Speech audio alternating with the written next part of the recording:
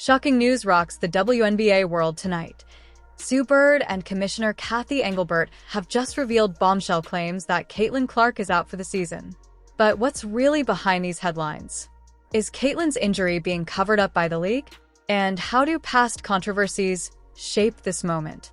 I watched pretty much every single one of Caitlin's games early on because I am a fan. I do like good basketball. And of course, I wanted to see how she would do. Coming out of college and going into the WNBA, we as WNBA players were having basketball conversations, and everybody just took it to another place where we were attacking them as people. On one side, we have Caitlin Clark, the rookie sensation, breaking records and redefining the game.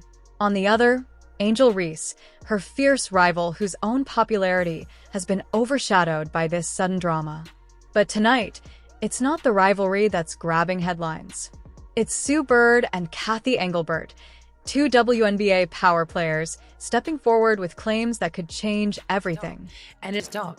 And it actually, we talked about this before, like the fan that went hard at Caitlin at the Connecticut Sun game in game 1 or 2, I can't remember, where there was an interaction where the fan almost got ejected. It's like, none of this is okay. And we never accept it. We never accept this on the men's side. Let's rewind. Caitlin Clark took the NCAA by storm, shattering scoring records and bringing unprecedented attention to the women's game. But her rise hasn't been free from controversy. Critics argue that the league's obsession with marketing her, sometimes at the expense of Black athletes like Angel Reese, has created deep racial and social divides. These divisions have been at the heart of public debate, especially after the intense Final Four showdown in 2023. Is it okay in our league? Why is it, welcome to mainstream? But this isn't just about players. Cathy Engelbert, the WNBA commissioner, has faced criticism for fueling these rivalries instead of addressing real issues. As early as 2023, she downplayed racist and misogynistic attacks faced by players, infamously telling them to stay off social media. A move that many saw as dismissive and tone-deaf. I knew it was coming. This wasn't a surprise. And not just the comments that the commissioner made a few weeks ago, where she basically implied that the racial tension is good for business and invoking Magic and Bird. Now, fast forward to today. In a podcast episode that's gone viral, Sue Bird dropped a bombshell, hinting that Caitlin Clark may be dealing with a serious injury the league isn't talking about. Cathy Engelbert, in a separate interview, confirmed there are concerns about Caitlin's health status, raising questions about transparency and player safety. Television ratings, higher attendance figures. Ladies and gentlemen, that doesn't come courtesy of a league. It comes courtesy of the players that play in the league. And in her case, she was the most popular, which means she could have helped your bottom line, which means you should have seen that from day one and maximized it. Insiders suggest that Caitlin Clark has been dealing with a lingering leg injury since late 2024, something she played through during her final college games. In the pros, with the game even more physical, whispers of her sitting out the entire season have grown louder. Not good for business. It's not good for business. It's never good for business. And sort of sidestep the question about racism and misogyny and hate that the players are receiving online, basically saying don't go on social media, or, it's sort of not real. But this isn't the first time the WNBA leadership has been accused of burying player injuries to protect the league's image. In 2021, critics slammed the league for downplaying Breanna Stewart's Achilles injury, prioritizing headlines over health. Obviously, not every, they're humans, looking at technology. Basketball is a little more complex than tennis, for instance, around technology of officiating. So we're looking at a variety of different dimensions. As news of Caitlin Clark's rumored injury spreads, fans are demanding answers. Social media is ablaze. Some outraged at the league for not coming clean, others rallying to support Clark. I got a technical for basically being mad at myself because I missed the three and then I went and hit the backboard, and he told me it was disrespectful to the game of basketball. Meanwhile, Angel Reese, always a lightning rod, has stayed quiet on the injury rumors. Her silence fuels speculation. Is this an opportunity to seize the spotlight or a moment of respect for her rival? Carter nearly picks off the pass, and Diana Taurasi, they'll count the bucket. With the All-Star break looming and Clark's team in playoff contention, the WNBA faces a dilemma.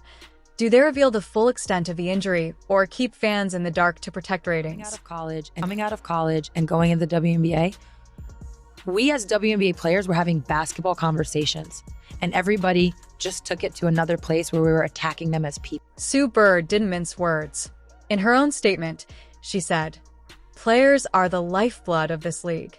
We can't afford to sacrifice their health for the sake of short-term hype." And that's again where that petty and jealousy live. So what's next? Will the league come clean about Caitlin Clark's injury? Will Angel Reese emerge as the new face of the WNBA? And will fans rally for Real player protection, not just marketing buzzwords? There's one thing I want to reset, that we want to reset, and it's the language being used around fans. Fever fans, Caitlin fans, new fans. That actually has to go. That has to go. I understand why at times it's been used. It's kind of just when you're in an interview and you get asked a question, it's kind of easy to go, oh, the FIFA fan base. Yeah, what do you mean by that? That has to go. Oh, these new fans. It has to go because it's not the Fever fans. It's not Caitlin fans. What do you think about this unfolding drama? Drop your thoughts in the comments below. Like, subscribe, and hit that bell icon for more exclusive WNBA coverage. When you have that, you have a lot of attention on you. There's no more apathy. Everybody cares. It is a little that Bird Magic moment, if you recall, from 1979 when those two rookies came in from a big college rivalry. WNBA fans are in total shock today. A bombshell revelation has just hit the court. Caitlin Clark, the rookie phenom who's been lighting up the league, may be done for the season. But how did this all come out? And what role did WNBA legends Sue Bird and Commissioner Cathy Engelbert play in the explosive reveal? Buckle up. This is a story of jealousy, sabotage, and a rookie under siege. One black, white, one black. And so we have that moment with these two. But the one thing I know about sports, you need rivalry. That's what makes people watch. They want to watch games of consequence between rivals. They don't want everybody being nice to one another. It's a balance, but certainly from a marketing dollars, but corporate partners are stepping up to endorse these players much more so than they were 5 years ago. Caitlin Clark hasn't just been a great rookie. She's been the face of a new WNBA era. Her electrifying game has driven TV ratings to record highs, sold out arenas, and sparked conversations across the country. But behind the scenes, a different story was brewing. One that threatened to silence the very player who put the league on the map. From the WNBA's perspective, the WNBA in the league office and in Cathy's role specifically is basically to protect and shepherd the league, both from a business perspective, from a player welfare perspective, from a health and safety perspective, and from a growth and investment perspective. And this is where I feel like she's... It all started when WNBA legend Sue Bird let slip a secret that wasn't meant for the cameras. In a casual conversation on her podcast, Sue revealed what many feared, that there was a premeditated effort to hold Caitlin Clark back, and worse, to exploit her meteoric rise for controversy and cash. Come out of college and not come out of college with the same level of popularity, scrutiny, all of it. Nobody has. Caitlin is one of one. There's zero doubt. Clark's journey has been anything but smooth. Technical fouls for the smallest frustrations. Calls that seem more like personal vendettas than fair play. Meanwhile, veteran players like Diana Taurasi can do worse and face no consequences. Is this just part of the game? Or is there a deeper agenda to keep Clark from stealing the WNBA spotlight? Continuing to impress, and just... she's going to break records nonstop for the next couple years. Yeah. It's just going to be a constant record. Things took an even darker turn when Cathy Engelbert, the very leader of the WNBA, admitted that racial tensions are good for business. Sue Bird, meanwhile, waved off any talk of racism as no big deal. Are these just tone-deaf remarks, or part of a bigger, more calculated strategy? They decided that they were going to let her know she was Rookie of the Year with a phone call in Connecticut during a practice before a playoff game. You can't make this up. Now, the rumor mill is swirling. Is Caitlin Clark actually injured? Some reports claim she's been playing through pain all season. Others say she's already shut down for the rest of the year. And guess who's at the center of the leak? Sue Bird and Cathy themselves. This shocking twist threatens to derail Clark's rookie campaign and raises new questions about what the league is really hiding. The fans aren't buying the official story. Social media is ablaze with accusations of sabotage, of the league prioritizing controversy over competition. The question on everyone's mind, is this the price of being too good, too fast, too soon?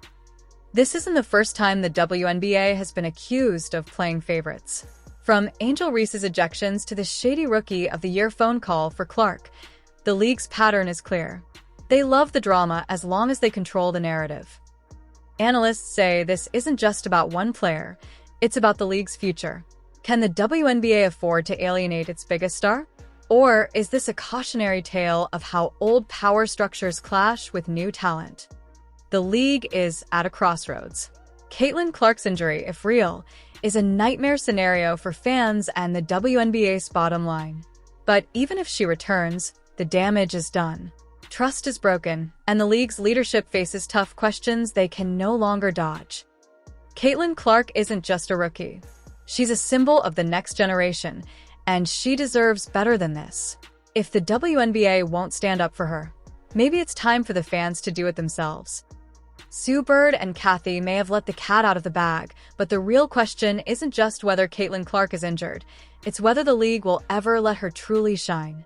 Stay tuned, because this story is far from over.